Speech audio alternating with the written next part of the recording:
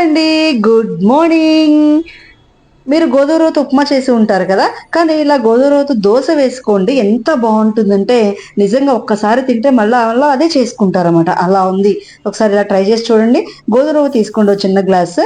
దానికి ముప్పాతి గ్లాసు బియ్యం కూడా తీసుకోండి. ఈ రెండిటిని కలిపి మిక్సీ వేయండి. ఎలా అంటే మన బొంబాయి రవ్వ అన్నంత సన్నగా అనమాట. అలా మిక్సీ వేసిన దానిలో ఒక 2 స్పూన్లు శనగపిండి వేయండి. ఒక కప్పు కమ్మటి మీగడ పెరుగు వేయండి. అండ్ దానికి కొంచెం అల్లం ముక్క, 3 పచ్చిమిర్చి తరిగి సన్నగా తరిగి వేయండి. ఒక చిన్న ఆనియన్ ముక్కలు కట్ చేసి వేయండి. హాఫ్ స్పూన్ జీలకర్ర, సరిపడినంత ఉప్పు, కొంచెం కొత్తిమీర వేసి పల్చగా కలపండి పిండిని. చాలా పల్చగా. బట్ ఒక గంట నానబెట్టాలండి. ఆ తర్వాత ఇలా పల్చగా దోస పోసుకుంటే ఎంత క్రిస్పీగా వస్తుందంటే మీరు ఒక్కసారి తింటే వదలరండి.